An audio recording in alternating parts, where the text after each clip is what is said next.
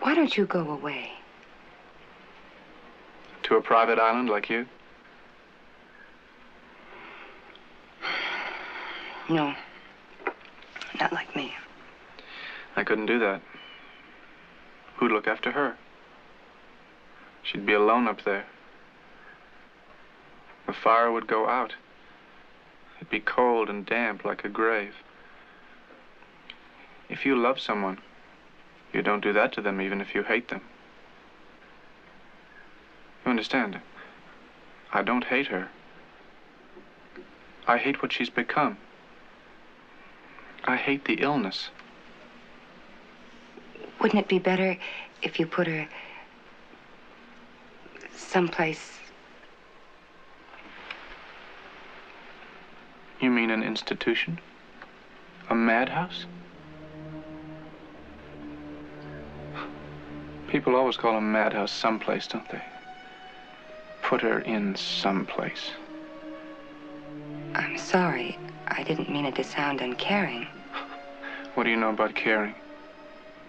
Have you ever seen the inside of one of those places? The laughing and the tears, and the cruel eyes studying you.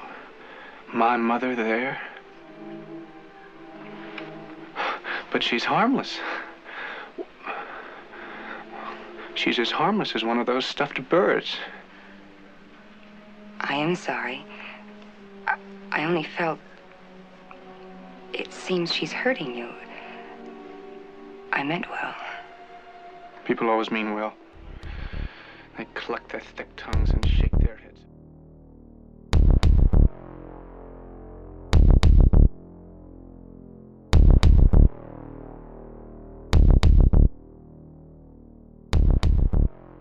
Well, where do you start with horror? And that is what we'll be discussing today. Unfortunately, this is... Wait, in fact, welcome to the Dreadcast. This is episode 11. And we did say last time, I think we were quite hyped with the plan for this episode. At the end of the last episode, we were going to do... I'm going to twist it around. Jason versus Freddy. Slasher versus Slasher. Slasher versus Slasher. But we realised... slightly changed it. It kind of works well as a bridge episode. So as of next week will be the Friday the 13th episode because it's Friday the 13th. Excellent. We'll then be doing... What? Not next week. Friday the 13th. Is it not next week? Oh my God, am I getting it wrong already? It's the week after. We're getting it wrong already? I think we've got it wrong. Oh no. This is embarrassing. Yeah. It's not Friday the 13th yet. Oh, no. It will be. It will be next week because by the time this comes out, Friday the 13th episode will be the week after. Oh, yeah. So it will be. There we go. We got it right in the end. We got it right. It makes sense. Yeah, it makes sense, folks. It does.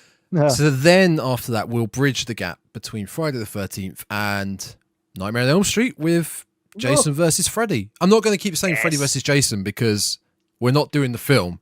We're doing Slasher versus Slasher. So we'll do Jason versus Freddy. Jason versus Freddy, just to make it clearer.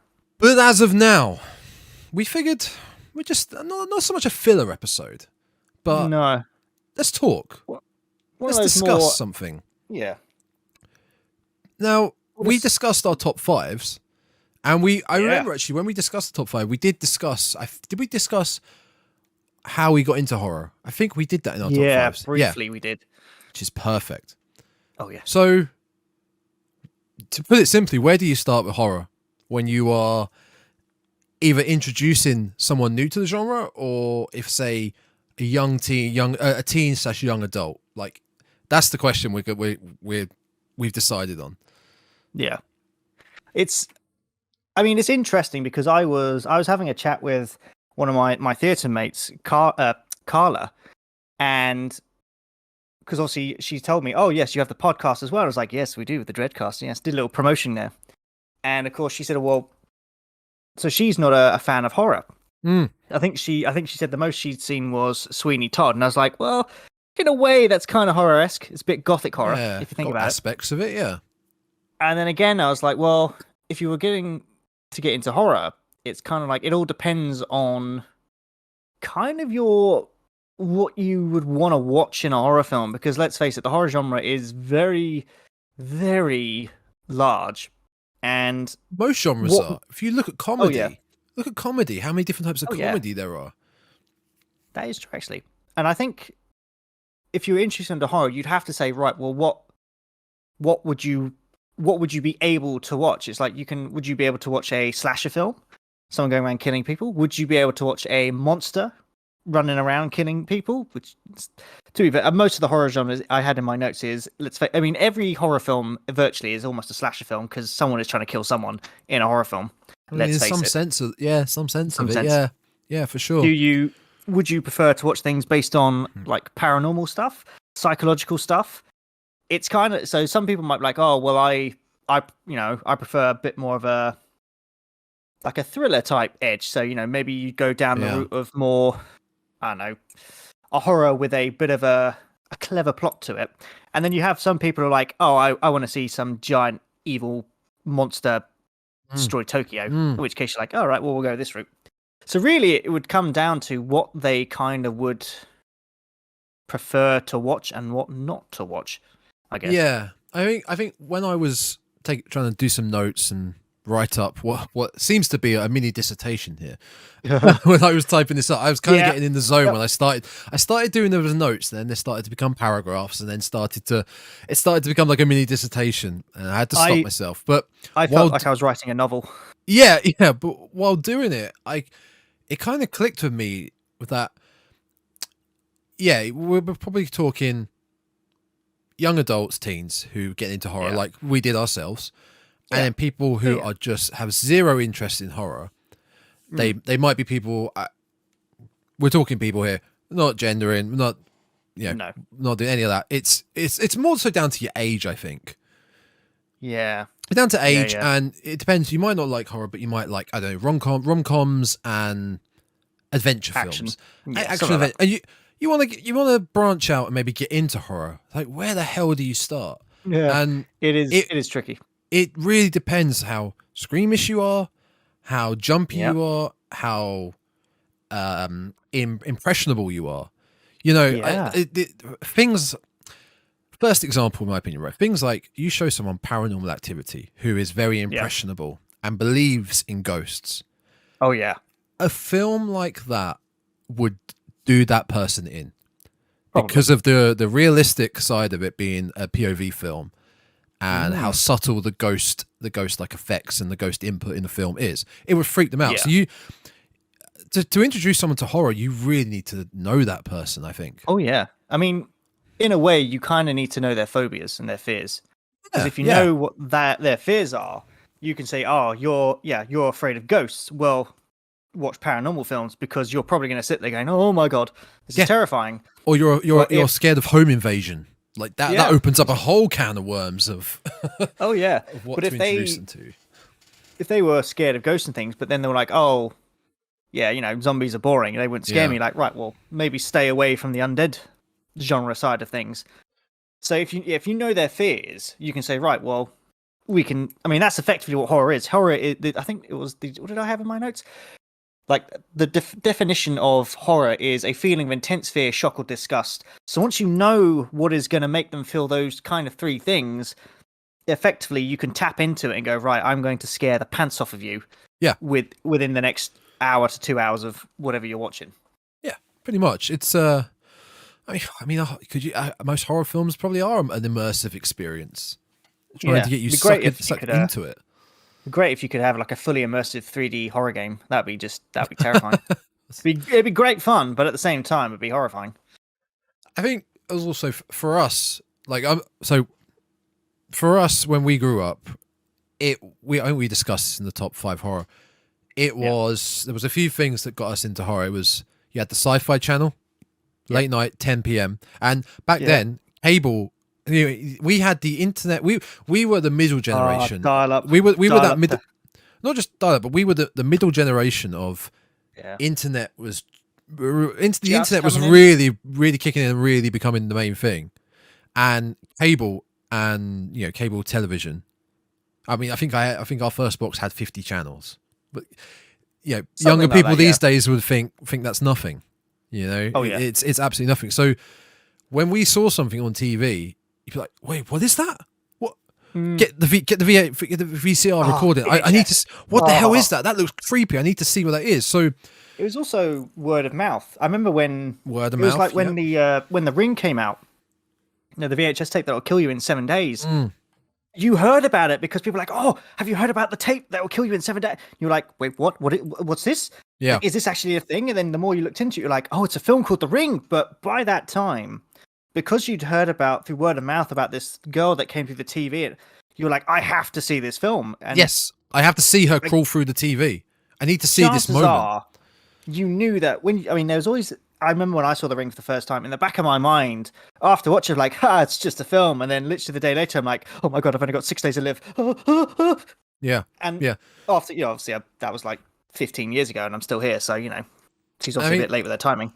The other aspect we had back then was, trying to maybe convincing a parent or someone older to rent something that we had seen from Blockbuster. Just by the cover. And I brought this up last time. I always bring it up, but I think one of the first things I saw in Blockbuster when I was younger was Wishmaster. And I need to watch this. This looks so cool and so weird. But I think the real issue of specifically introducing, like, say, classic horror films now, whereas, say, back then, we were intrigued because it was all new to us. We didn't have it out of the palm of our hands. Introducing all this stuff now to younger generation, you're talking 35 to 40 years since, the peak era of horror. Yeah. The peak era. That is a long time ago. And I think the younger generation now would find those sort of films too slow, boring, cheesy in a bad way, and just silly.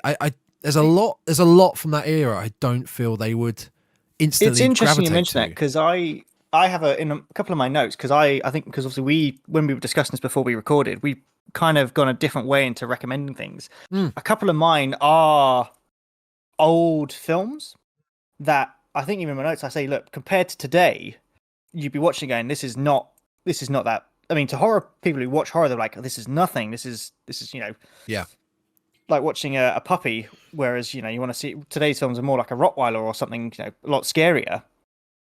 But I threw them in there because I was like, but if you're a beginner, you might want to start here purely because they are pretty tame. And if you're not a fan of horror, at least they will kind of ease you in gently. Although, to be fair, I think the two films that I have thrown in there, once we get into it, you'll be like, yeah, they have to be in there only because they are still that iconic. Because they effectively laid a foundation that films nowadays, like Paranormal Activity, for instance, built upon because they were like, that's the formula. Take that and just make it better, or bigger in a way. But is that for someone who not so much is intrigued into horror like we were when we were younger, but someone who is new to horror, doesn't have as keen dedication, like interest as we do? Just someone who wants to get into it, would they appreciate the iconic? I think films? With the two that I had, I think they will, just because of how well these films were made and the sort of the subject matter they built upon. Because I mean, let's face it, if you were to tell them to watch it as if they'd never heard of a lot of, because let's face it, a lot of horror films nowadays, so many come out that are, let's face it, a bit meh. To video on demand. Yeah, straight to video on demand, or they come out, they're released on like Christmas Day because they're like, this is a rubbish film, we made it anyway, just get rid of it. Whereas if you were to tell them to watch it as if you were at that moment in time when it was made, they'd probably appreciate it a bit better. Well, at least, I hope they would. Yeah. No, I see what you're saying. I mean, also, again, going back to when we were first getting into horror, it would be seeing a poster maybe. Or I remember seeing a horror film being advertised in the W. Smith or a poster for an upcoming film, not the actual poster you could buy. So a poster, you'd see posters in the newspapers, like coming soon. Wait, what is that? What is it? I have to see this. And it could have been a gore fest or a monster film or psychological horror, but you gain so much more interest by the mystery surrounding the film and the real effort of trying to find out what the hell it was, rather than nowadays. What's it? Someone just told me about this film. I found it. I found everything about it. I found the plot on my phone. I found who's in it. Oh, Rotten Tomatoes. Oh, it's not too good. Reviews aren't that good. I'm not going to bother. That's what it is nowadays. It kind of ruins it. It really does. It really does. I mean, I like reading things like Rotten Tomatoes and IMDb stuff purely because I'll read it after I've seen the film just to see how kind of aligned my thoughts are. Agreed. I especially loved it when I did after we saw Halloween Kills, because I was like, yep, most people think the same. Yeah. But if there's a horror film that comes out that I am very interested in, I try to do all I can to not know anything about it. Yeah. Because the second you go to like, oh, I just want to see how long the runtime is, you'll type it in, and guaranteed, if you do it after the films come out, it will be like, I don't know, give me a random example. The TV murderer party. Oh, twist. It's actually the dad. And you're like, oh, and I've ruined it for myself. And I have done that a few times where I've gone, I just want to see something. And it's like, and there's a spoiler, and I've ruined the film. Great.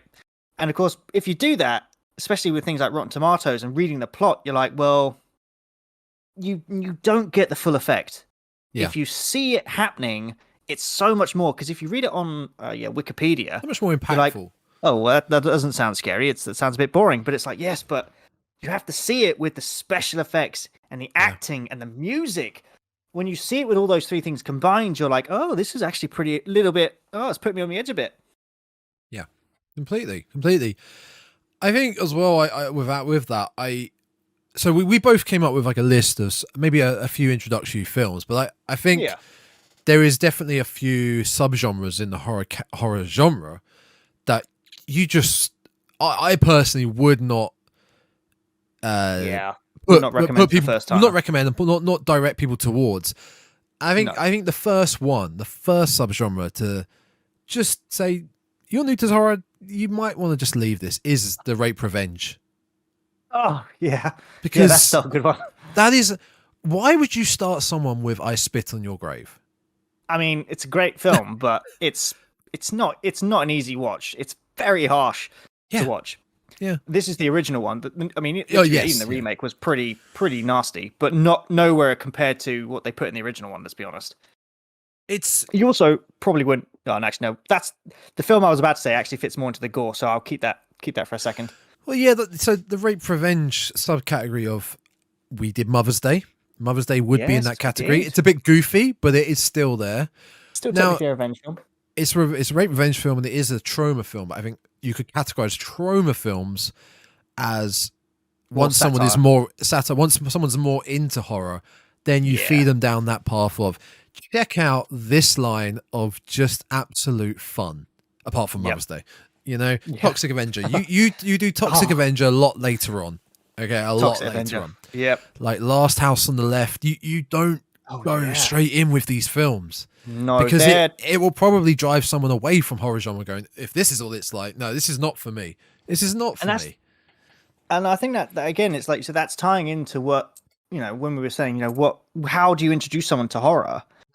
Because if you showed them Rape Revenge, they're like, this is horrifying. Because, I mean, I think Rape Revenge, especially when I Spit on Your Grave first came out, so many critics of things were like, this is a horrible film. Yeah. This is nasty. And it was classed as one of the video nasties. Because they were like, oh, we don't want to see this. This is terrifying. But it's like, yes, but that's the thing. It's made you feel that disgust. It's done its job, because you are looking at it going, oh my God, this poor girl has been raped, left for dead. And it's like, yes, and you are disgusted at the act of that. You're horrified. But that the word is there. That is, I would say, more of the, I want to say not realistic, but more of a, maybe a more realistic side of horror, because that does happen in real life. So it's more realistic. Whereas, I mean, the horror genre is just so wide. Because I have a list of horror genres and subgenres that kind of break things down into the 5. And I think the psychological one is kind of where the rape revenge would lie. Maybe I think it's definitely an aspect of the psychological, because it fucks with the rape victims' minds and everyone, the audience's mind. I came up with there were 2 other sort of pathways I would have said not to direct someone down. Yep. The other one is Gorefest, you know. If Yep. that is a straight up, if someone, I mean, you could go back to say casualty, any type of like Casualty, Holby City, any type of medical show on TV. People get screwed. I don't like watching the real stuff. I can watch Gorefest because I know it's not real. I don't like seeing someone having surgery. You know, really graphic stuff. I don't like that. But some people might take that with them to the horror genre and just they can't stomach it. So Gorefest, such as Dead Alive, aka Brain Dead, that's a goofy film, but that is extreme. Or Day of the Dead, or just numerous zombie films that. I mean, a zombie film, in all sense of the word, is a cannibal film, really. So cannibal films at the same time like that, like Cannibal Holocaust, Cannibal Ferox. Oh, it's also technically part of the monster genre. If you think about it, there is one zombie film that is in my list, though. Is it in your list? Well, I did it differently to you. So I took the broad terms. You did, and then I kind of gave an example of like one film. Okay. That would kind of sum it all up. But like I said, the horror genres list I've got has numerous examples for other films that you could get into. And it's interesting that you mentioned the kind of like the gore thing, because I had a film, where is my notes? There they are. Which was pretty much, my notes were the same as you. It's like, if you're getting into horror, don't watch a gore film, because if you're not used to seeing extreme violence and a lot of blood, a lot of horrific things coming at your way, you're going to be put off horror forever. With that said, the one film that I had that I put in there, now also technically it could fall under the slasher / what's the other word? Oh no, yes, slasher was psychological one. That was the one I was going for. Yeah. Was the Saw films. Because if you think about it, they are a form of gore. In fact, they were kind of one of the more modern gore films. Saw films, plural, maybe or one? Saw, or first Saw one? 2. Maybe Saw 1 and Saw 2. One is. I think one alone is very different to the rest of the franchise. They get worse as they go on. I made sure I mentioned that. Not so much in quality, but the first one isn't necessarily overly gory compared to the rest. No, and that's kind of why I chose it. Yeah. Because it's great because you have this Jigsaw character, John Kramer, and the psychological aspect comes in when the people he takes. I won't ruin it too much. Well, there's not much to ruin. He tortures people. That's basically it. But he gives them that psychological aspect to it, because it's like, right, you are not necessarily a good person. So I have given you this choice. You can either sit here in this trap and die, or you can see just how much you think your life is worth. And that, I think that's a really good edge to it, because when you're watching it, you're like, oh, there's no way out of that. But actually, if you were to put yourself in those shoes, you're like, you would be fighting every inch to get out of there. But I mean, to be fair, gore, you gotta, if you want to get into gore, you just gotta accept that you're gonna get horrified. You do, yeah. But it's like you said, it's not too gory. There are some horrible moments, but it's not over the top. It's mixed with the lore. It's a good shout, that one, actually, because again, you go back to the person you're trying to introduce to horror.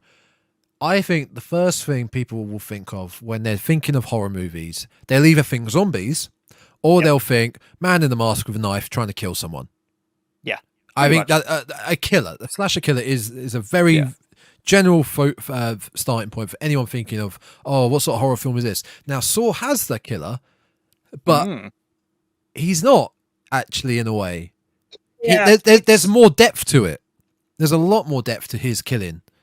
If I remember correctly, there is a great line it's one of the Saw films. I don't know which one it is. But for me, Saw and Saw 2 are the two definitive ones, because they managed to keep the train running with it. Saw 3 onwards, the traps got better, but the plot lines got so confusing. It was all about the traps.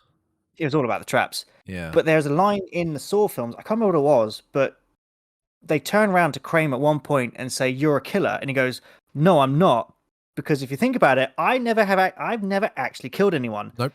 I gave them the choice to escape, and a lot of them didn't take it." So you're watching this guy who, you wouldn't want to get on his bad side, but then the more you think about it, you're like, well, yeah, he's got a point. He hasn't actually killed anyone, but he hasn't. And it's a really cool little, like, is he a bad guy? These people Well, what are not he is a mass necessarily kidnapper. Nice, so, yes, he's a mass kidnapper, and he's an excellent engineer. Yeah. But he's not necessarily a killer. Yeah. I would say, because I had a few other ideas for the gore ones, which kind of show the more extreme side, I would say, where you've got films such as Hostel, The Human Centipede, and of course you have the Serbian film, which, let's face it, is probably the most extreme thing you're going to watch. I would never put Human Centipede and Serbian film anywhere near introducing someone. That's the thing. And as a first timer, I mean, once someone is further down the line and a bit more used to gore, you could say, right, way further. These two are probably the most extreme things you're going to watch. Watch them at your own risk, because quite frankly, they will stick in your mind and you will have to bleach your brain cells to get rid of them. The one that I did think is quite interesting. You haven't seen Terrifier, have you? No. Terrifier. I know what it's about. Yeah. I would potentially recommend Terrifier as part of the gore one, because there's a horrific moment in the Terrifier movie that is very kind of over the top gore, but the rest of it is actually just kind of a slasher film. But it's a tricky one. But there you go. So you're talking about a gore fest, and you were saying about not introducing someone to a gore fest. So yeah. Maybe not. Watch Saw first. Don't watch Terrifier, because Terrifier is, maybe somewhere a bit further down the line, especially because of that scene. So I've got quite a few on my list. I'm going to start with. I think you start with something like Psycho. Oh yes, I had that one on my list. I think. Yep. Technically, there are 2 plot twists in Psycho. Yeah, there are, aren't there? There is a main one, and there is a. It's not so much a plot twist. It's a story plot twist where you think the story's going somewhere, and then the story starts anew. But Psycho is still so iconic. I think the shower scene. The shower scene has been not so much done to death, but it's been parodied, or it's such an iconic moment that I think anyone who's not even into horror, wants to get new to horror, will know that scene. And will know it. When the scene is coming, they may know it's coming, and then be more intrigued in the story itself. The acting is incredible by Anthony Perkins. So you're getting great acting along with it. And it's oh god, I'm mind blanking. It is Alfred Hitchcock. No, the lead female actress. I'm absolutely blanking here. Jamie Lee Curtis's mum. Oh yes. I can't remember. Oh my god, I can't believe I'm mind blanking on this. I'm gonna get that up. I have to find out who that is. You. I know that Carrie Fisher was actually potentially in the running to play the main actress for a little while, but I think they turned it down for some reason. So Psycho. Let's find out who it was. Yeah, I had to have Psycho in my list because it's a great. Oh, it's Janet Leigh. There you go. Janet Leigh. Yeah, Janet Leigh. Janet Leigh, yes. Yeah. I think that's who it is. You got Janet Leigh or you got Vera Miles. It's one of the two. It's Janet Leigh, yeah. Janet Leigh. Okay. I think you show someone Psycho. You say you try to get them to get past the black and white, especially for a younger audience that you're introducing this to. Yeah, So that is quite tricky. Get past the black and white and just sit and watch this. Put your phone down and watch a masterpiece of. It's not so much pure horror. There are scary moments, but it's a thinking person's horror, I would say. Yeah, it's much. See, this is what crime horror. I sent you a message, and I think we both agreed that when we were recording this, we had so much fun putting these lists together, just because of like how much we got to really dive into the horror genre. And I put this on my list as I actually put it in the slasher killer kind of overall arc, because Norman Bates is very much considered one of the proto slashers. Oh yeah. He's not the first. There were a few before him, like Black Christmas. Psycho's 60, Black Christmas is 74. Yeah, I'm thinking of Black Christmas. There were a couple of others before him, like early 1930s kind of slashery type horror films. I did dive way into the history of horror, but I won't go into that because that's another topic entirely. But what was great about Norman Bates is at the time, when you watch it for the first time, you get to kind of see into his psyche. Yeah. And obviously, I won't go too much into it because obviously, we do want to watch these films without, any preconceived notions or plot twists. But it built upon the premise that it kind of laid the foundations for future slashers. So you had kind of things like child abuse, you had the mental breakdowns, you had the horrific, accident or something, and he kind of fitted the role from those. And then when you look at modern day slashers, most of them have those kind of things. So you've got things like the child abuse. I don't know who's got one of those. Chucky, there you go. Chucky was abused as a child.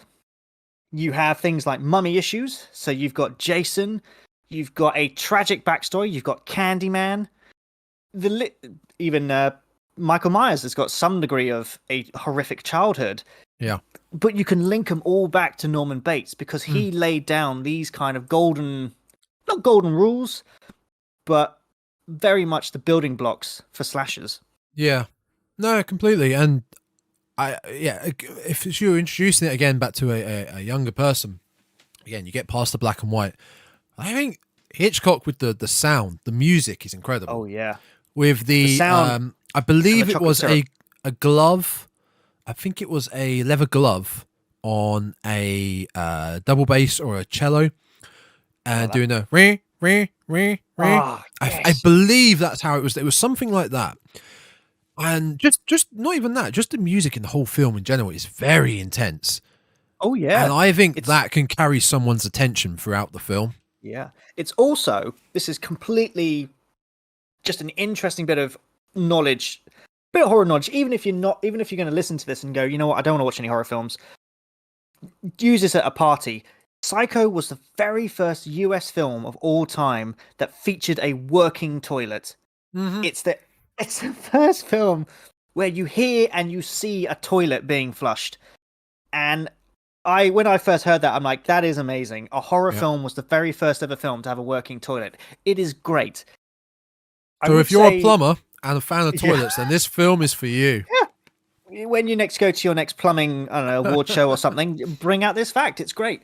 I would say that, again, the issue with bringing this to maybe a modern horror starter is it's black and white, but it's also about an hour 49, so it's a long film. That's a short film. Yeah, for back in the day, that is a short film for modern times, though. Oh yeah, I think modern times you're looking at a good 2 hours at the minimum. Is maybe 2.5. Even kids' films nowadays getting long. I mean, like I said, I saw Sonic 2 a few weeks ago. It's like 2 hours 10 minutes, and I was like, yeah. This is a lot. I mean, this is predominantly kids, but I'm like, even I'm sitting there going, "Oh God, I want to." I've got other things I've got to do in my day. Yeah, I think I think Psycho is a great starter. Oh yeah, it's fantastic. Yeah.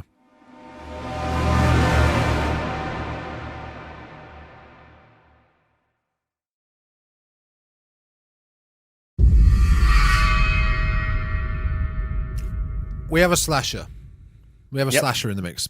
I had one more slasher. Oh, okay. A bit more modern. But I think you could show someone Scream. Oh, yes. And I think from our discussion back on episode 2, where we did the Scream franchise, go back and listen to that. I think Scream is quite violent. Is quite violent. I wouldn't say gory, but it's bloody. The first moment is gory. The first scene. Oh, is yeah. gory. Pretty intense. If you can get past that first opening terrifying scene, I think you're good for the rest of the film. Yeah, because Scream was designed to be a parody of slashers. It's got to be said. Wes Craven, he was just like, you know what? I've been asked to direct this film. Oh no, he wrote it actually, sorry. And he did. He was like, you know what? I'm just going to take the mickey slightly out of previous horror films. And he did so with like the trivia. Yeah. But when you look at it, it's not actually as violent as a Friday the 13th film or a Nightmare on Elm Street film. It's not as violent as them. No, they don't try to go out of the way to get unique kills every time. There are different kills, but it's not like I'm going to shove this guy's head into a tree and crush it. Yeah. That's that guy. That's how he dies. Now someone else has to die differently. It's one killer and a knife. He may use the odd other, I don't know, item around him, but it's normally a stabby, stab. Yeah. And I think Scream. If you would go down the slasher route, I think I would go Scream. If I had to choose slashers to introduce someone, I would go Scream rather than choosing something like Black Christmas, The Burning, Friday the 13th, or Texas Chainsaw Massacre, because I really think they would be too much of a slow burn to a brand new audience, especially young teens nowadays. Right now, young teens. Oh yeah. You show them Black Christmas or Friday the 13th, they're gonna be so bored. They're gonna be so bored. I almost chose the Texas Chainsaw Massacre, the original one, as my slasher because of the way that it builds up. And actually, when you look at it, there's not too much gore in it. It's very gore light. But then I didn't, because at the same time I was like, the issue is, it's like you said, it's grabbing the attention of someone. People these days have a very low attention span. They do. They need. Unfortunately, we live in an age, especially for if someone of a teen, kind of the teen years now, everything is you need it at your hands. It's like, oh, I have everything right here. I need it now. Whereas that's what I was saying earlier. Back in the early, like the 90s and the 2000s, we were like, oh, I have to wait 10 minutes for my internet to load up, and by that time you're like, I'm going to go do something else. Because it's like, right, I'm not going to sit here and wait for this. Life is happening elsewhere, so I'm going to do it. Whereas right now, like you said earlier, it's like the Texas Chainsaw Massacre, because it does take about 40 minutes before anything kicks in. Yeah. To probably a modern audience now, they're like, I'm just going to look up when this gets going. You're like, okay, I've read the plot. You know what? Turn it over. Whereas back with us, you'd have waited so long. You've been so hyped to watch a film like that. Oh yeah. You may have seen a trailer for it or a poster. That's all you would have seen. You wouldn't have seen clips on a TikTok. You wouldn't have seen a bloody disgusting review. So you'd be so... It may be a 40-minute slow burn, but you'd still be intense going, what's happening? What's going to happen? Is something going to happen soon? And that plays into the word of mouth that we had to go on. Because you keep hearing about it, and the more we heard about these films, the more we were like, could you please stop talking about it? I have to see this. Usually, again, it was the Friday night or the Saturday night, you'd bugged your parents. Yeah. And it was like, look, please take me down to Blockbuster tonight. I'll do all the chores in the house. Just please rent me that film so I can watch it. Because they have talked about it non-stop at school or wherever. And if I wait another week, I'm going to go mad. I have to see this film now. And it would build up the excitement in our minds, because we couldn't just go on a phone and be like, right, just tell me what it is. And to be fair, because the internet was quite new then, we probably didn't have things like Wikipedia at the time anyway. So, not that it would have mattered. But, they were such better times. But Scream, I do miss those. Scream is quite a constant all the way through. There's not really... There's obviously downtime in every single film there is ever made. Yeah. But it's not a significant period of downtime. It goes up, it goes down, it goes up, it goes down. So it's quite a nice middle ground all the way through. It's a nice whodunit murder mystery as well. I think that would be the other, if I was to choose a slasher. Was Psycho, because you said you did it different to me. You did the genres. Was slasher on there? So I did this. So the genre of topics that I have, the headings I have was gore and disturbing, which we've kind of covered. Obviously within those, so within the gore and disturbing, I don't think we'll go back to this one now because we've kind of put it to rest. You have things like the torture porn. I don't know why they call it torture porn. It's a really weird title. It's like, well, I wouldn't sit there and enjoy this as if Anyway, moving on from that, because that's a whole other question. But the fact it's called torture porn is a really weird name. It's torture horror, as it probably should be called. You then have the splatter genre, which again you have things like Battle Royale, which is a great Japanese horror film. It's such a good film. And then you have I Spit on Your Grave, which is kind of the rape revenge type of, not gore maybe. Would you class Battle Royale as a splatter? Splatter, are you in I think insinuating it's like a gore fest? Yeah, it's a bit. Have you seen Battle Royale? Of course, I've seen Battle Royale. But I wouldn't call it gory in comparison to, say, Dead Alive or Day of the Dead. I think that's probably why they've put it in the splatter genre, because I think these are broad. This is the no film school within their horror kind of section. I think they're doing like broad terms, but then within the gore disturbing, it's interesting because this is also where they put cannibal films. And whilst on the one hand, things like Cannibal Holocaust, yeah, it is pretty disturbing. I think that's fair. And then of course you have Extreme, where literally you have a Serbian film, and Necromantic, which if you are new to horror, do not watch either of those two films, because I've seen a Serbian film. I hated it. I was thoroughly disgusted at what happened in that film. And I've read, now I will admit, I have read about Necromantic. It's a German horror film, and it is pretty nasty. Even for Extreme films, it's very nasty. And the things they did in it, it's just horrible. It's nasty. But then it goes back to all these films you're pretty much describing, the ones we wouldn't introduce people to. True. You wouldn't say to people to go and watch that as your first horror film.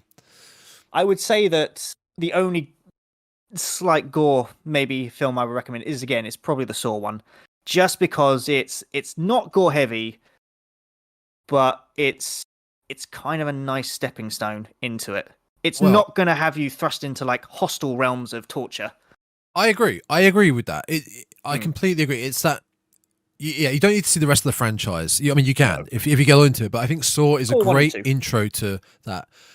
The one gory film I had on my list that I think people, especially British people, clue for you there, especially British people could enjoy if you're new to horror and sort of embrace the gore, but at the same time, just let it slide. Why do I think I know what this film is? Just let it slide. What do you think? What do you think I'm thinking? Is this Shaun of the Dead? It is Shaun of the Dead. It is. I knew it was. Because it's a horror comedy, but it's not a goofy horror comedy. It's a simple story. A zombie apocalypse is happening, but there is a excessive amount of gore in certain parts of the film. But I think at certain points you can let the gore slide because of how well written it is, how well acted it is. That the comedy is very, very light, very subtle. And I think most of the gore happens in a comedy kind of way. Yes. So when that's you've got why I think it's not so. Ugh. Yeah, that's a good one. Actually, that's a good one. I'm surprised I didn't think of that one, because it's like the bit with the was it the Queen and the Queen song in the bar. Yeah, it's a little bit. It's not over the top violence, but at the same time, it's kind of slapstick.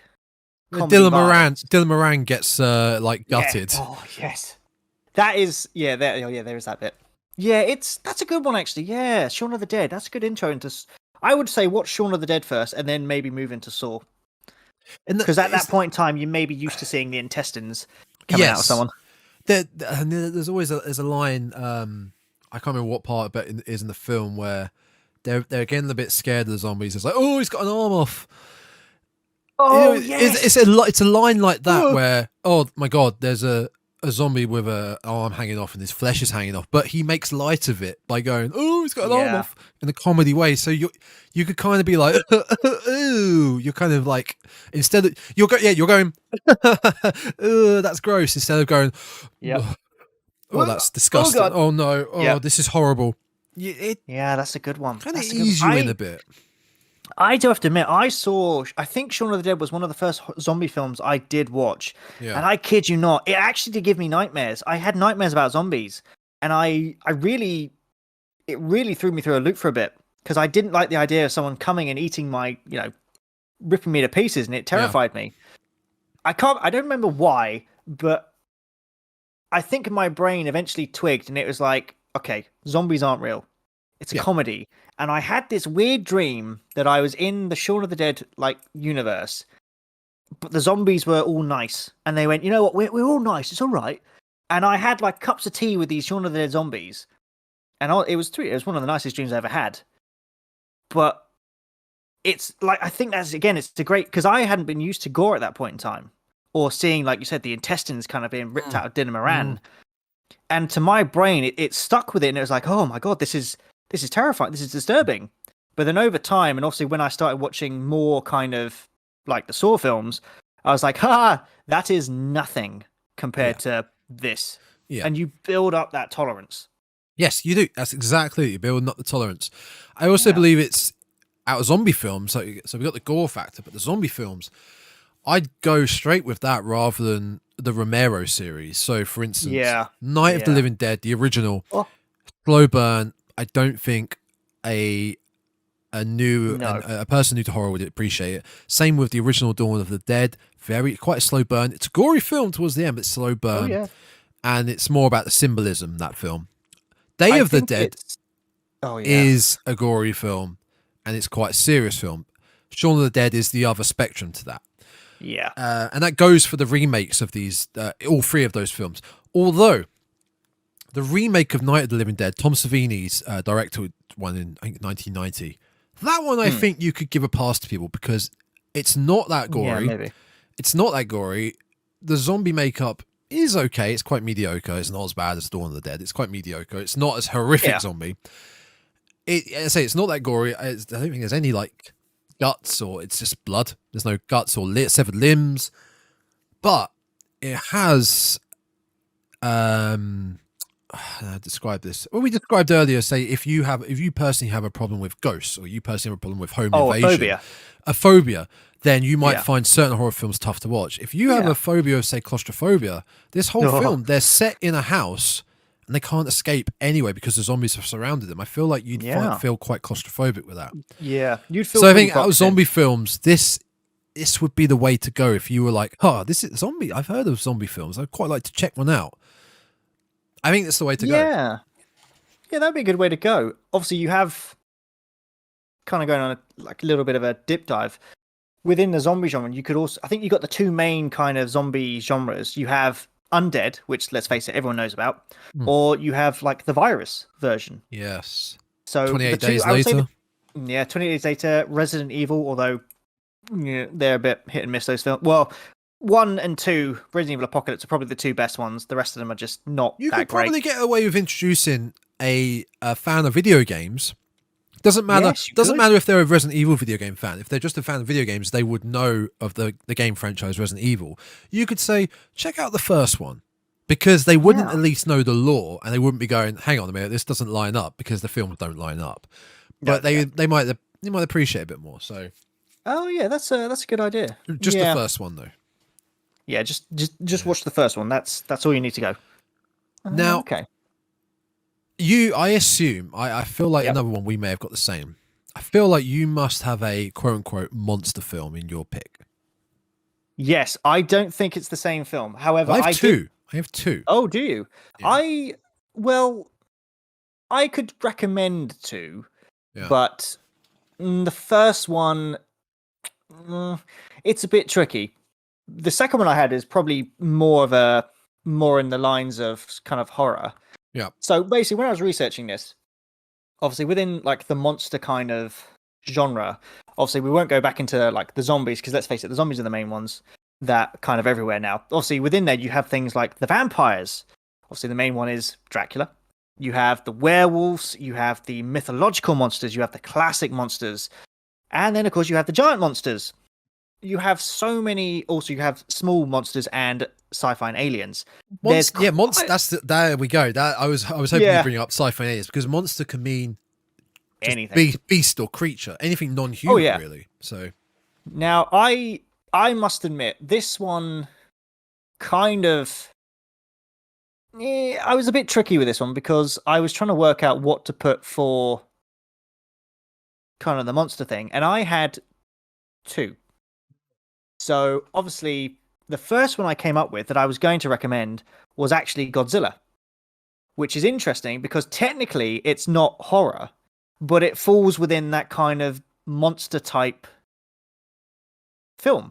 Yeah. And the only reason I would say would be to watch the first Godzilla, the 1954 Godzilla, because it covers a pretty horrifying subject. In 1954...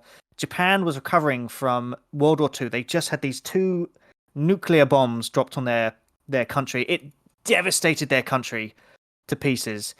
And Godzilla was created to emphasize nuclear danger and nuclear horror, which is why when he comes out, he's got the big nuclear powers. He's this giant mutated lizard. I think he's a lizard. I don't know what he is. Big giant monster. And It does. This is what happens if you let nuclear powers and nuclear weapons run amok. And back then, especially to a world that was like, literally not even 10 years prior, witnessed these two bombs devastating Japan, would have been like, oh my God, could you imagine if that's what happens? If we dropped a nuclear bomb on, I don't know, a lizard and it grew to this giant thing and then wrecked the world. So I would say the 1954 one is a pretty good pretty not horror-ish, but it's in there. Unfortunately, the later films, they're more action adventure because let's face it, people love Godzilla now. They enjoy seeing him destroy cities. Do you feel Godzilla would transition well to a modern day audience? That 1954 Godzilla being watched for the first time by a modern day audience who are new to the horror genre. Do you reckon that would transition? See, I would potentially say, in a way it would, and in a way it wouldn't. So obviously it's a black and white film.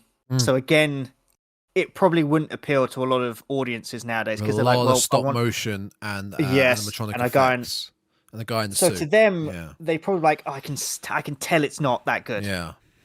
Which, obviously that's just the curse of time, Yeah. The further back you go, like Jason and the Argonauts, the film that it was live action, but you could tell he was fighting stop motion skeletons. And when you watch it now, you're like, I can tell that. It's very obvious. But back then they were like, oh my God, they've got animated. How are they doing this? It would have probably, made them feel quite, surprised at what they were seeing. But I would also say it could resonate quite well with a modern audience because let's face it, we've got wars going off left, right, and center. And there's always this thing. It's like, every country's got nuclear bombs. They could literally nuke us all to pieces. So actually, to watch the original Godzilla film, it was like, oh yes, this monster was created using nuclear bombs. To a modern audience, they were like, I wonder if that would actually happen. Could that actually happen? I don't know. The nuke aspect is the topical part of it, really. I guess the modern topical part. Yeah. That will, I think, resonate with everyone, especially right now. Oh, yeah. But I think that's the thing people can take away from it.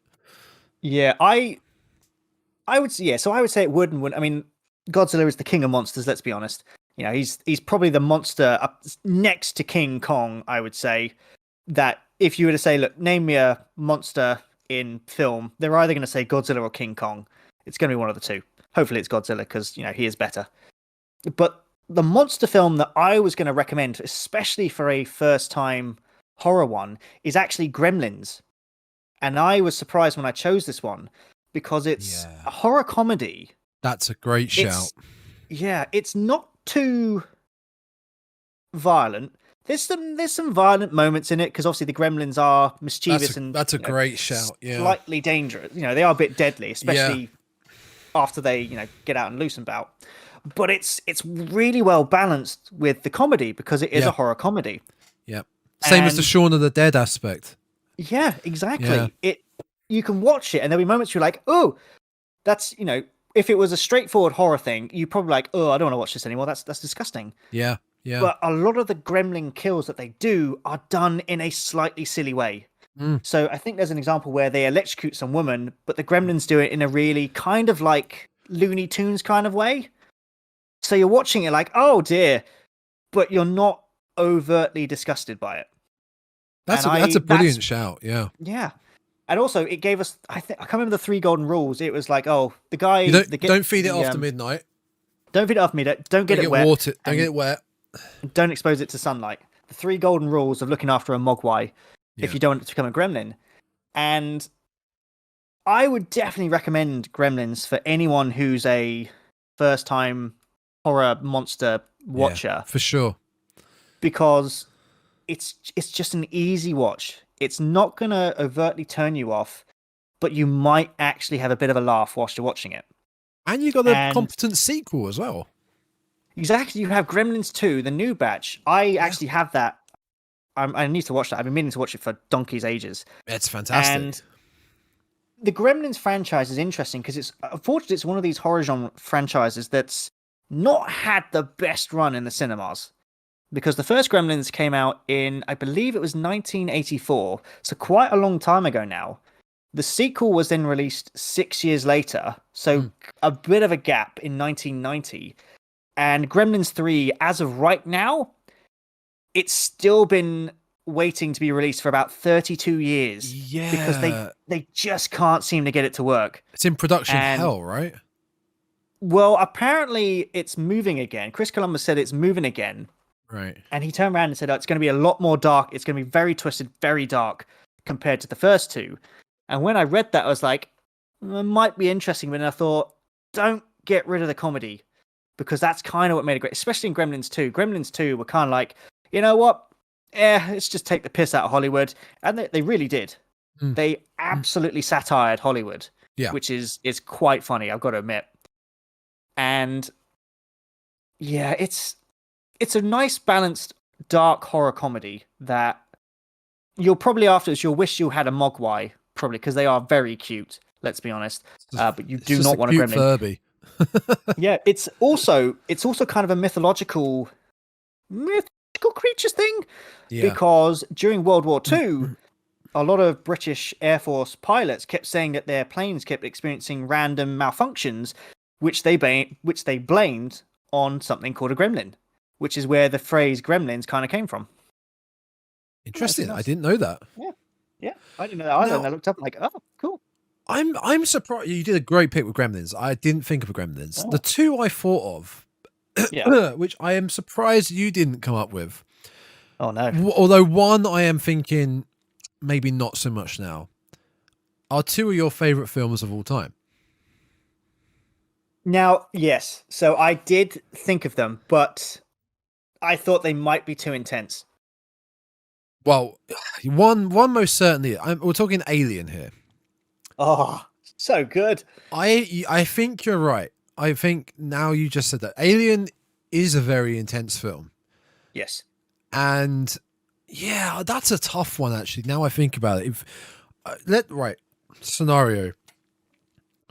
16, 17, between 16 and 18-year-old kid interested in film, hasn't really watched anything too scary. Maybe watched a TV show. Maybe watched The Walking Dead or something. Yeah.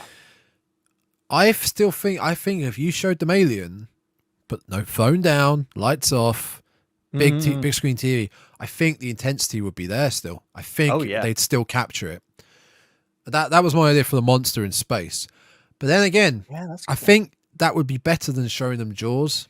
I don't know how well Jaws I was thinking of Jaws. But... I don't know how well Jaws would line up for a younger audience these days. Maybe not so much a younger. I think if you show Jaws to, say, someone our age, who was new to horror, I think they can enjoy it as a movie, as a normal movie, but with that terrifying aspect of the shark.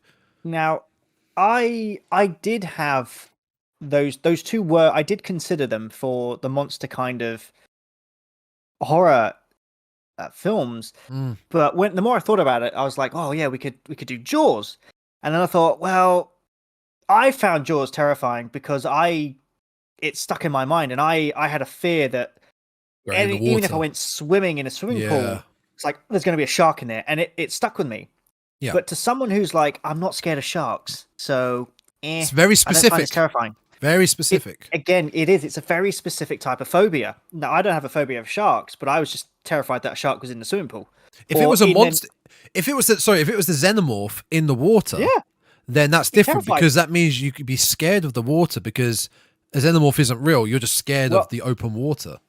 Plus, there is that great scene in Alien 2 where the little girl falls into the water pipe, Newt. It just rises out. You're like, oh my god, it's in there. Because it's unknown. Yeah, exactly. And to be fair, I would say Alien, like you said, would have the intensity. Yeah. Purely because we have people like Elon Musk, Jeff Bezos, who are sitting there going, look, we're getting closer and closer to getting into space and seeing what's out there. And again, that's why I think Alien kind of gripped the world, was because it was just after after the space race. So we were starting to, explore space a bit more, especially looking out. And it was like, oh my God, what is actually out there? because to us we're like, hey, you know, we called me an alien. I was like, hi, how you doing? Yeah, but actually, like, no, there could be things like this out there that are like, I don't care what you are, I'm just gonna kill you. And actually, I think that's what worked for me, what made me really love it is the fact that it's like, yes, when we get into space, we might quickly find that we are not the dominant species. Yeah. And there is something out there that's like, to me, you are an ant, and I'm now going to stand on you. So I would, I know I don't know why I threw that reference in there. So I was going to recommend Alien and Jaws, but then I thought, unless you're afraid of sharks, you're not going to find Jaws scary. Agreed. Alien, especially some of the kills that they do in Alien, are quite nasty. Although the chestburster scene is just poor cinematic history right there. Yeah, but it might be a bit too much. That could elicit the emotion of, oh God, oh no, what is that? Also with the like the face hugger. See, I was terrified there was a face hugger everywhere, and it really put me off. Are you scared of spiders and hate that? Yeah. If you don't like spiders, you're probably not going to like the face hugger. Yeah, and I'm quite lucky because I was, I enjoyed horror, so I kept going, right, I got to watch more. Yeah. But to someone who maybe has an aversion to horror that is, like you said, trying to get into it, they might be like, nope, you know what, I'm done. Nope, I don't want to see this anymore. I was tempted to recommend Event Horizon, but I thought, no, that is just, you have to be very comfortable with horror to watch that. It's not an introduction to the horror genre, it's really I don't think.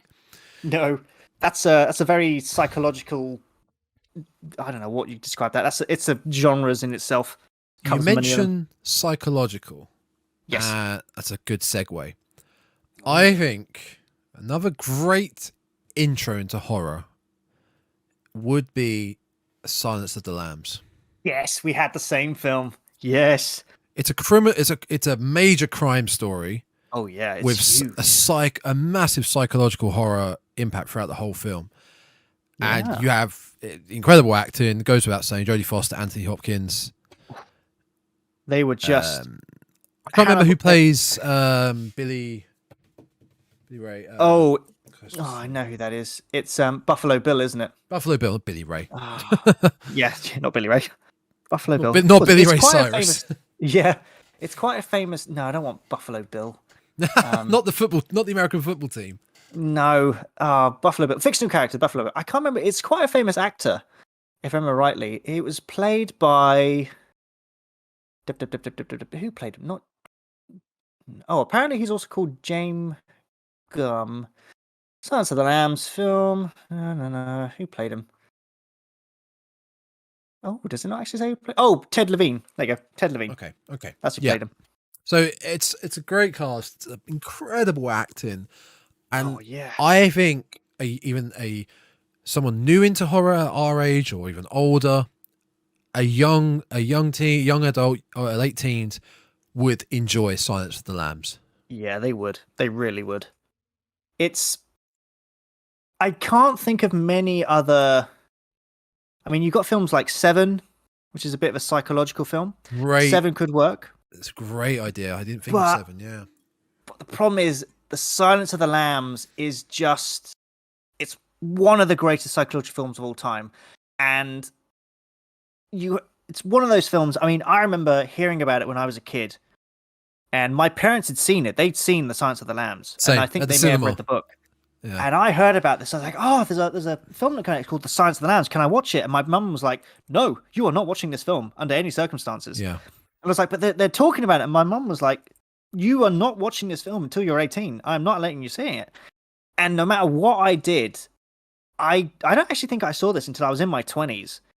Because it's not too violent. Let's just state that. It's not too violent. No. But it's the subject matter that they discuss. That's the horror aspect of it. Is very disturbing, especially from Hannibal Lecter. I mean, Anthony Hopkins just stole the show as Hannibal. He is just creepy as anything. But yeah, my mum was like, if you watch this before you're old enough to process it, you're going to be messed up. Yeah. And I'm probably quite glad I didn't, because when I first saw it for the first time, I was sitting there, I was like, oh my gosh, this is amazing. Horror doesn't have to be a man in a mask, a person in a mask with a weapon going around killing people one by one. It's the Exactly. context of this film, which is the horrific aspect of it, how it all the way through. The Silence of the Lambs, it's more one of those more realistic horrors because it shows the depths that humankind can just be horrible to one another. I mean, for lack of a better, so Hannibal Lecter, it's a great plot. It's Buffalo Bill. I think that's his killer. Yeah, serial killer Buffalo Bill. He's out there. He's kidnapping women and he's killing them. Jodie Foster plays Clarice Starling, who's trying to track him down, and no matter what she does, she just cannot get hold of him. Yeah. So she has to ask Hannibal Lecter, a cannibalistic serial killer, for help. And the mind games he plays with her, you can just see this poor FBI detective going, would you just please tell me where to find him? And he's like, I will, Clarice, but first you have to... you're like, just tell her for God's sake, please. And he doesn't blink. He doesn't blink the whole time. I don't know. I think someone asked him if he based it on like real people. And he went, no, I didn't. It's just, I thought it'd be better if he didn't blink. And it works because it's the little touches that you can add yourself to your own. I guess your own serial killer. You can. Oh yeah. Be creative with it. This is also one of the very few horror films that have actually won Academy Awards. Yes, horror rarely wins Academy Awards. People, I don't know why they don't seem to like horror films. No, it has to be period dramas or dramas to win. Yeah, it's a bit of a shit. But Academy Awards are bullshit anyway. Yeah, they need to set up their own Academy Horror Awards and just have it for horror because they'll be great. Yeah. Oh yeah, Silence of the Lambs. It's. I wouldn't say it's. I mean, again, it's great because it does cross genres. So it's a slasher film, in a way, but it's also in a way it's a slasher film. It's a psychological horror film as well. It's crime. I would say it's more psychological. It's also a crime one. Yes. Is it? I mean, I wouldn't say it's madness or paranoia to an extent, but Clarice Starling does seem to go a little bit insane. I mean, who wouldn't? Yeah, I know. If you're dealing, plus the sequels after that, like, I can't remember, is it Hannibal? I can't remember what the sequels. You got Hannibal was set after Silence of the Lambs. Then Red Dragon was before Silence of the Lambs. Then there was Hannibal. No, Hannibal was Hannibal was the film released after Silence of the Lambs. Yeah, which was set after Silence of the Lambs. Yeah, that's. Then Red Dragon was released after Hannibal, but it was set before the Lambs. Silence. Then you also had Hannibal Rising, which was a shitty prequel of the young Hannibal. I think I saw that one. You don't need to. And there was also the first film that actually got released was called Manhunter. Oh yes. With Brian Cox. Yeah. That doesn't get talked about as much, but Silence of the Lambs in the story is the first one to get a major release and major attention. Yeah, because they did Hannibal the TV series, which kind of expanded TV series as well, which is great. His backstory, I believe it's his backstory. Mads Mikkelsen starred as Hannibal in that. Yeah.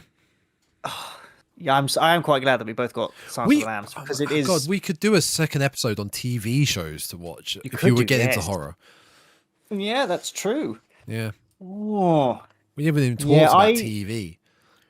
I can't really think of any other psychological horror films that I would recommend to someone. I mean, yes, you have films like Seven, but it's when you see Silence of the Lambs, most people agree it's like, no, that is the definitive like psychological film. It's just done so well. And the casting is almost perfect. Oh, you have one more? I have one more that I possibly add. And it's a Stephen King film. Oh, okay. It's Misery. Have you ever seen Misery? Yep. Oh, that is good. Misery is an incredibly intense psychological horror all the way through. Very simple story about a fanatic bookworm who basically is not happy with how the author she adores so much is if I'm right, about how the story is going in his book series. So she's happy with the books, but then she wasn't happy when he announced he was killing her. The fictional character. She didn't like that. Yeah. So she's basically kidnapped him and got him rewriting the story as to how she wants it to be, and you dirty birdie. It's intense all the way through, and I think that would be a great one for this to introduce someone to. I know that the original I think they had to cut or redo a couple of scenes because there's a great scene in the film. It's the sledgehammer scene. Oh yes, but brutal. In the book, it's way worse. It's horrible what she does to him in the book. I don't want to ruin it because if you want to read the book, it's great. But she does not use a sledgehammer, shall we say? In the book, she cripples him permanently. And to be fair, the sledgehammer scene, when I watched it the first time, you do shudder. It's brutal. The sounds you hear, you're just like, oh my god, that has got to hurt. It's not gory, but it's violent. It's very violent. And there's a difference between gore and violent. A lot of people might find gore, might be able to take gore more than they can take violence like that. That is interesting. It's because my missus, she likes watching things like Casualty and bits and pieces. She's like, I can watch it anytime, but then she doesn't like the look of someone like, when you're kind of like wobbling your teeth out. Yeah, if no. She sees that, she's like, oh no, don't do that. And horrific. It's like you can literally watch someone having like a piece of rebar pulled out of them, but the sight of someone wiggling their tooth for her is like. It's interesting how that happens. Oh yeah, no, that was what I was going to say. Sorry, a film called WAZ, W-A-Z. I don't think I've heard of that. That's another crime, crime horror, I would say, to simplify it. But there's a horrible torture in that of someone having a nail hammered underneath their nail. It's just underneath your fingernail, but I've got a splinter underneath my nail, and that hurt. The thought of something so simple as that is terrifying compared to seeing someone's intestines fall out of their body. Oh god, that's actually maybe fun. Yeah, it's horrible, isn't it? I think, to be fair, that's also one of the most painful. Like I said, I've got a splinter under my fingernail before, and it hurts so much. So, no, that's made me feel quite queasy. I don't know, something like that. Yeah, I'll link you that film later on outside of the podcast so you can watch it. It's good. It's got one of the Skarsgårds. Oh, nice. The dad. I got out the Skarsgård family. Stellan Skarsgård. Yeah, it's good. It's good. Good film. Yeah, I think you'll like it.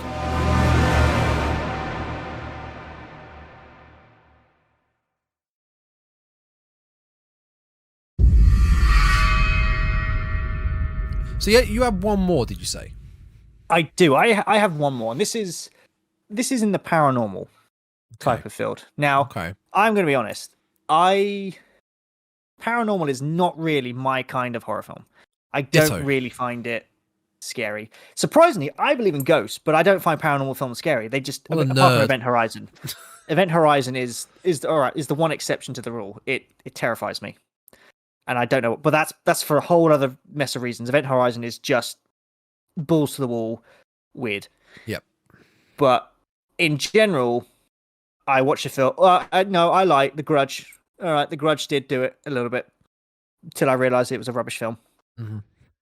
But this is when I was thinking about recommending a paranormal film to a new horror beginner. There was only one film that really came to mind, and it was released in 1971, first as a novel by William Peter Blatty, and then made into a film only 2 years later. Exorcist. So, exactly, The Exorcist. Yeah. It's got to be, hands down, one of the greatest paranormal films of all time. It is? Purely... You think people would enjoy The Exorcist as an intro? Well, as an intro, because it's not like balls to like really shoving stuff in your face. It's not. That's an extreme film. That got banned, man. Exactly. Well, at the time it did, but if you were to watch it now, compared to some films that come out now, it's probably not that bad if you think about it. All right, maybe. I don't know about that. Completely wrong here. I don't know about that. But it was like I said, it was tricky when I was trying to think of this because I was like, well, you have films like Paranormal Activity, but then I thought, well, when I saw that for the first time, it was, it was touted as one of the most scariest paranormal films, and I was like, that's where they fail. Yeah, really boring. Nothing's happening, and I'm like, I know that's all special effects. It's boring. I mean, to be fair, you can have films like Poltergeist. Actually, Poltergeist might have been better. Poltergeist was good. Poltergeist, because it could. Well, it's a Spielberg film, or is it Toby Hooper? Yes. No, I don't think it was. Didn't they? They were working on something at the same time. Yeah. But I think Poltergeist. I think Poltergeist, and if you're going paranormal, I feel like that would. Okay.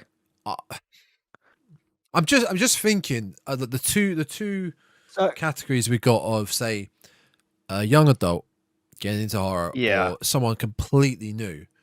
How long would they stick with Exorcist for? But before either going, actually, how long? I can't. No, this is too much for me. I mean, yeah, that is a good point. How long is The Exorcist? What's its runtime? I'm curious to see this now, because I don't think it's that long of a film. Oh, it's really long. Okay, yeah. No. Oh wow, that's long. It's 2 hours 12 minutes. That's a long runtime. Oh no, I may have misjudged this. Not for a modern day audience. 2 hours is fine. Yeah, exactly. So probably if you were looking at runtime, 2 hours 12 minutes. Yeah, for now, we're probably used to that. Back in the day, in 1973, 2 hours 12 minutes was like, most films are only about an hour and 15 minutes. It's like, this is a very long film. Probably the reason why I would have recommended this is it introduces some of the now common themes in paranormal films. It introduced everyone to maybe not introduced. I mean, it's a paranormal film about things like possessions, exorcisms, which have been around so long as there have been churches and demon, things like that. Again, it was similar to Psycho. It's the foundation laying of the paranormal genre, which films later on, especially things like, I don't know, Insidious, maybe not Poltergeist to a degree. Poltergeist is kind of more ghostly type thing. But then films like it is Poltergeist. You have films like the Amityville Horror, The Conjuring, Insidious, Paranormal Activity. They all kind of took things from The Exorcist because they were like, oh, okay, that was a great formula. How do we make it better? And plus Reagan is just absolutely fantastic in this film as the foul-mouthed possessed girl. Linda Blair, who ironically would later go on to then parody her own role, which I thought was just a fantastic thing. Plus, it is also apparently one of the most cursed films of all time. It is. Have you seen the cursed? Have you seen the cursed? I'm watching that now. I've started watching it. Cursed Films on Shudder is fantastic. The second season has started now, I think, actually. Yes, I saw the advertiser. I know first season's great. There's a scene in it. There's a scene where Reagan, something's going on, and she's basically getting flipped up and down on the bed, and the rig that she was on malfunctioned, and it launched her across the room. And no, that was her mum. That was her mum. Was it her mum? They launched her across the room and hit her head. Yeah. You should watch the actual behind the scenes features on that, because they destroyed the cast on that film. They were brutal to them. I know that a lot of them did not enjoy filming that because they were like, it's horrific conditions. But back in 1973, conditions and health and safety was pretty much non-existent. It was like, we're going to film this. If you don't like it, tough. You're just going to have to suck it up. What was great about this film, though, was that I don't know why they did it, but they weren't sure of its commercial success. They thought it may not do well. So we need as many people to see this as possible. So at the time they gave it an X rating, which it's a US rating. Basically, it's the equivalent of a PG rating now. So they're like, yeah, kids, come see the Exorcist film. And after a few weeks, they were like, do not take your children to see this film. And they changed it to an 18 plus because they were like, this is not suitable for kids. And they had reports of people seeing it who were fainting.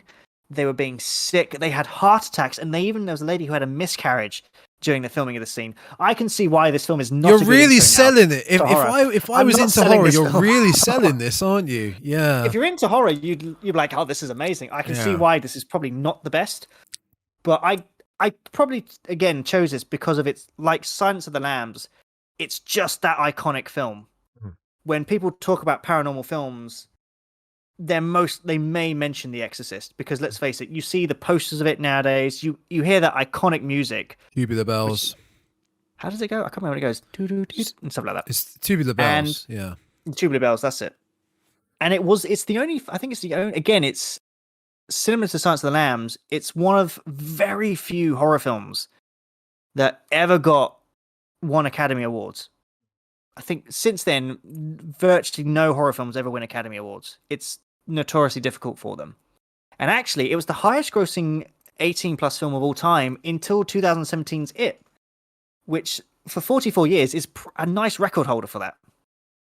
Out of all that trivia, do you believe you could take that to an 18-year-old and say, watch this? And what do you think if they have a phobia of ghosts? Yes, probably, or being possessed. But or you took it to someone who loves a good rom-com.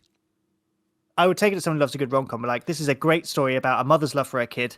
You know, it's. No. In all seriousness, you took it to someone who loves a good rom-com or just comedy in general, and again, because horror has become popular on TV with, say, American Horror Story and The Walking Dead, they want to branch out into the horror genre of film. You took them The Exorcist. How do you reckon they would approach? They would take that at the end. I mean, thinking about it now, they probably wouldn't take it that well, because looking at it now, I don't think there's a middle ground. I think there's a straight, I enjoyed this, or I hated this so much it was terrifying, and just I don't think there'd be a middle ground of it was good, I enjoyed it, give me more. I think maybe not then. I mean, I would put that down to, because like I said just before we discussed this, I'm not really a fan of the paranormal, so I don't find them scary, which is funny when I said I believe in ghosts. So for me, I don't really watch that many paranormal films, because I'm like, well, it doesn't really bug me. I think the only probably paranormal films I've seen that I probably enjoyed would have been The Exorcist and Poltergeist. They're probably the only two that I would have gone, I love those films, they were great. Which, speaking of which, was directed by Toby Hooper and written by Spielberg. That's why I was getting confused. There we go. I don't think, who was it? I think it wasn't. Someone was discussing back and forward between, I think it was Hooper and Spielberg. They were filming like two separate horror films or something at the time, and they kept calling each other going, how do I do this? It's like, oh, you do it like that. It's like, how do I do this? Oh, well, why don't you do that? It was a great little trade back. I think he wasn't doing Life Force at the time. No. Oh, who was it? Life Force was 85. Yeah, I'm not sure what film that would have been. Yeah. I'm trying to... See, that's the thing. It's paranormal again. It's one of those horror. It's one of those kind of tricky ones. Wow, Poltergeist is a long film as well. Yeah. Especially for 1982, 2 hours long.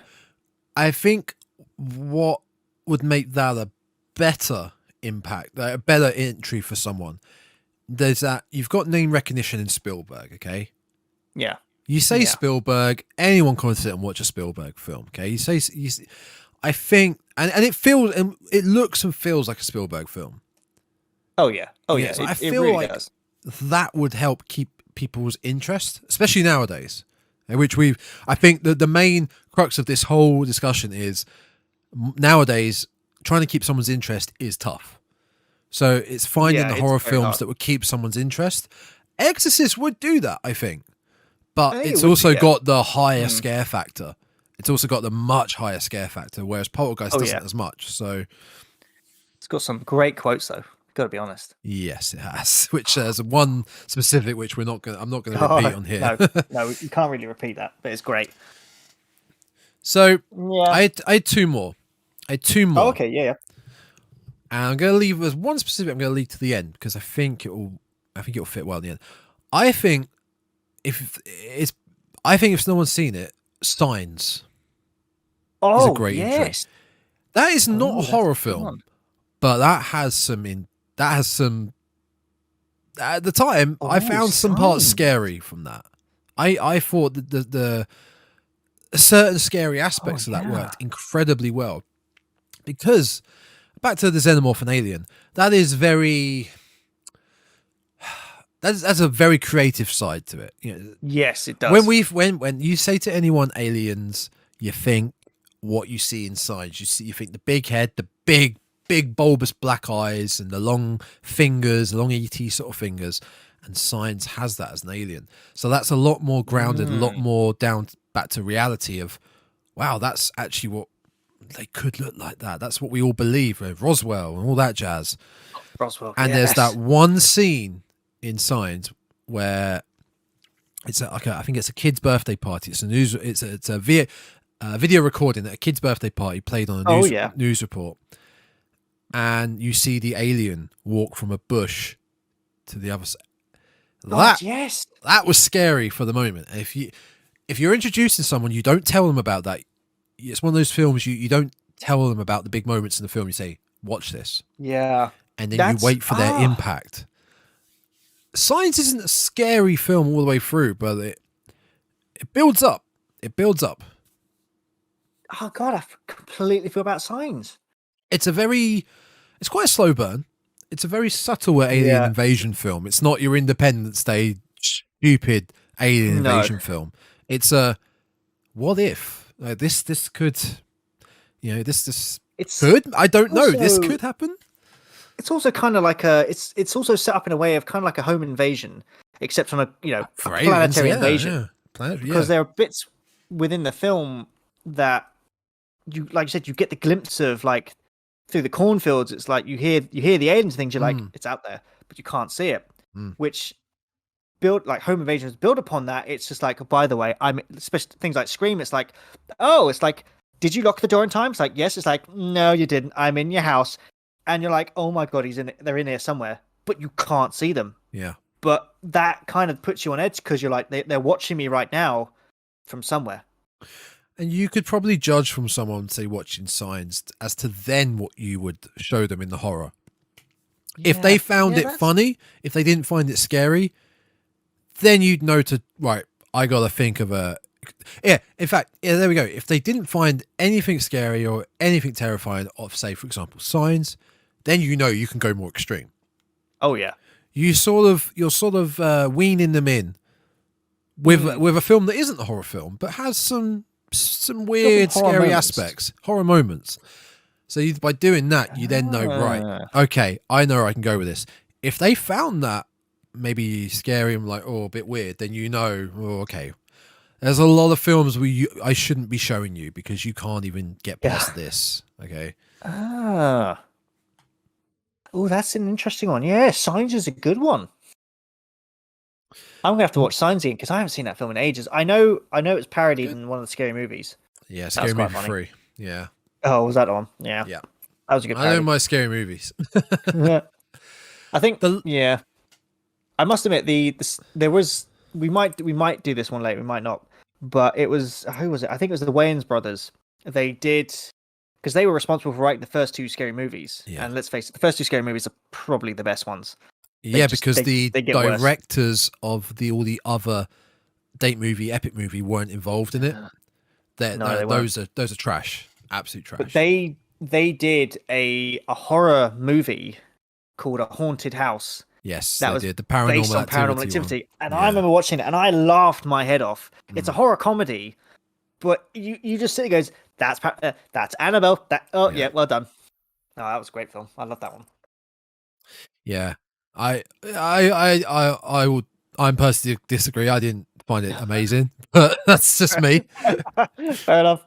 That's all right. All right. The final film I got, which I think will be a great one, is because it's quite unique, is It Follows. Oh, I almost had that one as a slasher one, in a way. Yes, the thing. It's a weird one. It's a weird really one. A slasher. It's I guess a slasher or a possession film. It's so like unique. There is no one antagonist in the film. There's not a specific antagonist. Oh. It's a I don't even know how to describe this. A somewhat virus. It's a sexually transmitted disease, basically. In the end, it's a metaphor for STDs. Yes, where if you sleep with someone that has it, you get it, but the person has passed this on to you. Yeah. But what it is, it's also a curse. Yeah. And you are followed by this curse. Yeah, I was going to recommend this. In again, it's unfortunately it is one of those films that it crosses genres. It's like, well, it's a bit of a, it's not a psychological one. There's not really much psychological stuff in this. No, it's intense. It's not a monster one. It might be a paranormal one, a bit of a curse maybe. Oh god, it's a tricky one. It's because I was trying to see if I could fit in the Final Destination film somewhere, because let's face it, those are a great kind of, they're a great horror series. That's a great, actually. Final Destination 1 is a great one, actually. And it's kind of similar to the It Follows. It's got the death curse always lingering and following you. But I couldn't work out where to put it, because I'm like, well, it's because the protagonist or antagonist? Antagonist Is the evil. The antagonist for this, it's like, well, the antagonist in the Final Destination is death. It's, the personification of death. And you're like, well, okay. So it's like, so that's paranormal. It's like, but death is actively trying to kill them. Yeah. So he's a slasher. But you're like, but it's not, because it's, in a way, like, are they just thinking they're cursed, so they're just accidentally killing themselves? Well, he's not. He's kind of actively trying to kill them, but he's also not, because it's. Yeah. I think it plays into the whole thing of they were meant to die. Things happen for a reason. They were meant to die. They cheated it, and death is basically, no, you were meant to die. You will die. If it follows, death, the curse is passed by the STD, and if you get it, death will always be following you in some human form, but just walking. And you can you can only escape it by transmitting the quote unquote STD on. But it's the slow walk of our old serial killers that we love. That is just the terrifying parts. You could be sat here, look out the window, and you see someone slowly walking towards you, just mindless zombie, and that could be it. That's death walking towards you. That's the curse of death. And you gotta go. You gotta go, because this is gonna fuck you up. Yeah, you gotta then, and it's like the Michael Myers walk, isn't it? He doesn't run, he just walks, and yet he always manages to catch his victims. Sorry, I did like It Follows, because it's a modern horror film, but the premise is really simple. It's like, right, so simple. I've given you the curse. It's like, how do I get rid of it? You need to sleep with that person and tell them, right, I've given you the curse. You see that thing? Oh, no, sorry. No, after you've passed the curse on, you can't see them, because it transfers. You can't see whatever it is. But you have to tell them, you are now cursed. You must now sleep with someone to pass it on. And you have to keep doing this. And it's great because, well, actually, it's that unnerving thought that you're like, okay, how many people has it now gone down the chain? Am I safe for a while? Because then once you're like, oh yeah, the person that I passed on to after you gave it to me, they've just committed suicide, and you're like, oh shit, so you're next then. And it's like, pass it on, come on, get rid of it. Yeah. And it's that slow impending, it's that great scene. Oh no, I can't really talk about that because that might give away spoilers. It's the simplicity that we've been talking about all this time, where people would be able to pay attention to it, because it is a simple plot. It really is. It's a unique, simple story, and I think, like you said, it's a modern, simple story, and it's great. It's a great introduction. Plus, the intro scene for it on the beach is like, I remember watching it, I was like, that girl is messed up. I mean, like, the position they find her in, you're like, oh god, what happened to you? Because she is pretty much eviscerated, and just like, what's that film? Was it The Grudge? There's a film. No, there's like a weird Japanese film that I remember watching years ago on YouTube, and like, it took a picture of your face, and your face got really like distorted, and it was kind of like that. It's like, oh, that's from probably that film. I can't remember what the name of the film is. It's really annoying, and I searched for it, and it seems to be gone from YouTube. Yeah, it's really annoying, but it's a great film, because when you watch it, you kind of, when you can see that, like, that person slow walking, you're just sitting there going, it's there, run. The idea of seeing death approaching you. That's a horrific thought without giving so much gore, so much an alien, a monster, giving all that stuff, but still gives the horror within just a human walking towards someone. I would say It Follows is actually probably one of the best intros because apart from the intro bit with the girl on the beach, that's pretty not too gory, but it's a little bit intense. The rest of the film is not really that intense. I mean, obviously, it keeps up the intensity. It is quite intense, yeah. But it's not violent or gory. There's a few jumpy moments, especially that bit on the beach where she doesn't remember to look around her, and it almost catches her. But that's a good one. I thought of that one. I like that one. So I kept it till last. Yeah, that's a good one to end it on. That's a good one. I like that one. Well, out of the list, right, we've come up with, right, I think we've got quite a good list. So hang on, I've got it written down here. Let me pull up my notes. So we've got Psycho. Yep, Psycho. Saw. Yep. Scream. Shaun of the Dead. Gremlins. Yep. Silence of the Lambs. Yes. Misery. Yep. Signs and It Follows. Yep. That's 9. Can we get one more? Well, what kind of horror genres have we missed? I did actually note down the POV.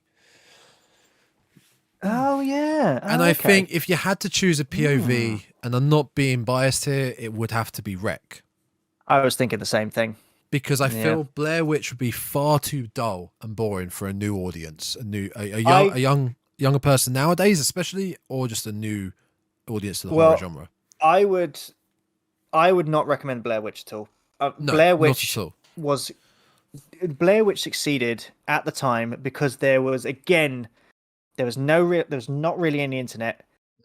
The rumors that spread like wildfire around that film, like the actresses actually died, the actors died, the parents like, what do you mean my child's died?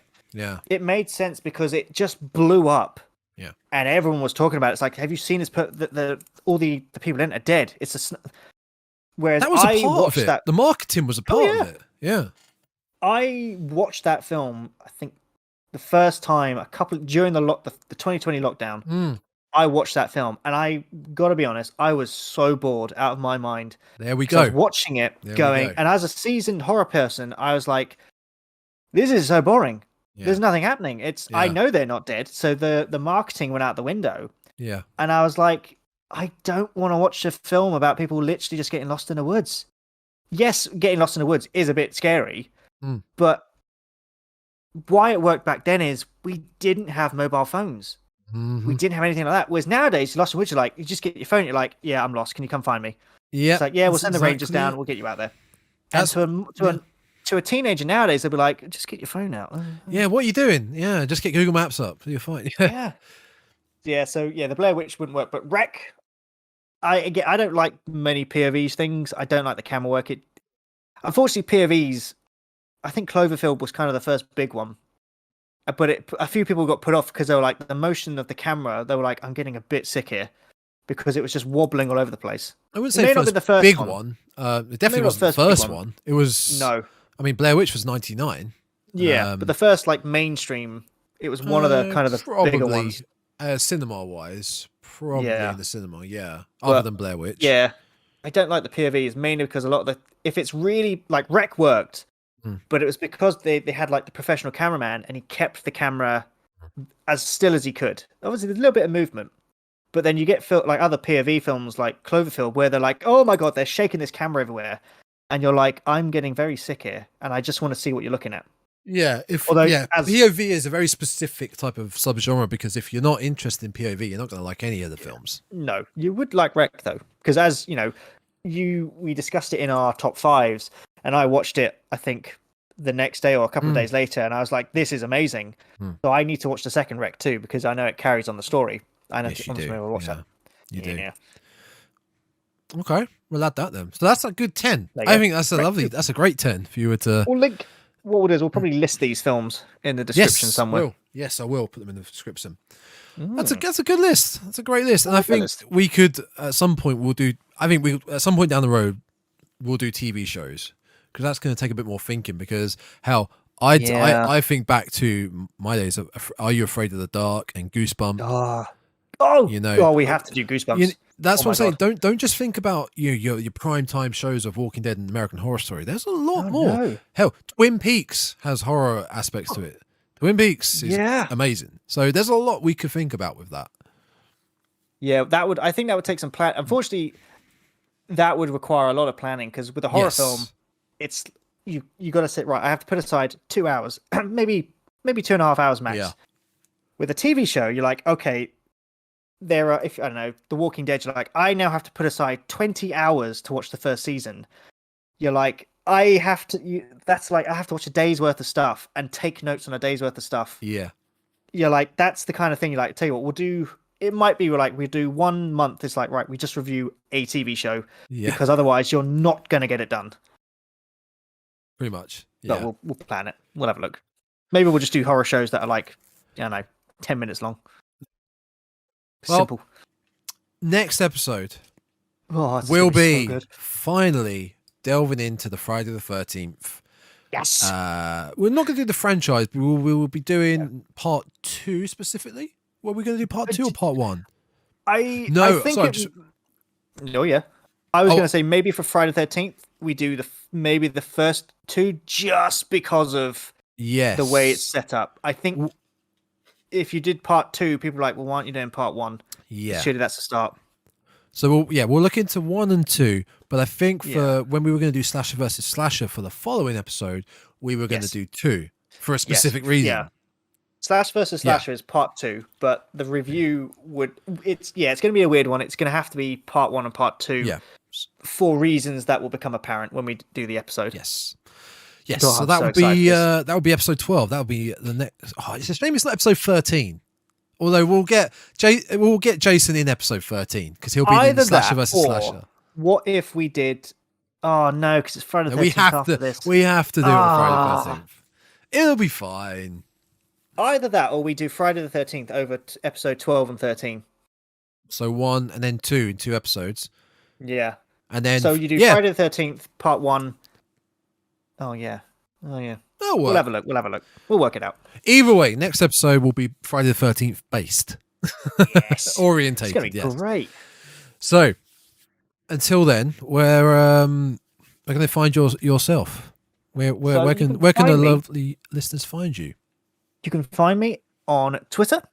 You can find me on Instagram. You can find me on YouTube, to a degree, with some of the Dreadcast episodes. I was going to do gaming videos on YouTube, but honestly, I just... Time. I've just ran out of time. But you can find me on TikTok now. And all you have to do is search for Tainted Souls. In some degree, if you look for the little ghost with my logo, you will find me there. Where can they find you? You can find myself at Twitter at Tom Grindhouse. You can find myself on YouTube and Twitch at Gaming Grindhouse. And you can find this podcast many places. You can find it on Instagram at _Dreadcast. That is _Dreadcast. And you can find it on Spotify, Apple Podcasts, Google Podcasts, Podbean, Amazon/Audible. And I believe that's it. For audio preferences, you can just type in The Dreadcast and you'll find these episodes.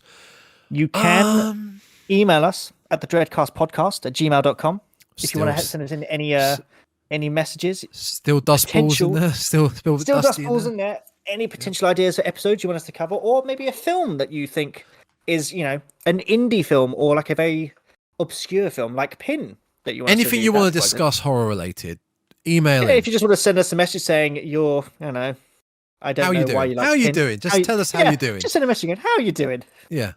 That'd be better. And we'll get back to you. We will, yes. It'll probably be a massive long email like, oh my God, you're our first email. Yeah, we'll just dedicate a whole episode to it. Yep. They'll never email us again. It's like, oh my God, they're way too intense. Nope. If you're new to horror, Psycho, Saw, Scream, Shaun of the Dead, Gremlins, Silence of the Lambs, Misery, Signs, It Follows, and Wreck. Whoa. Good films. Pretty good list. Wait, how do we end it? When we doing, what was your thing? Stay creepy. Oh, I thought we were doing Stay creepy. Oh, We'll do the stay creepy. We'll do stay creepy and then the knife slash. How about that? All right, stay creepy, folks.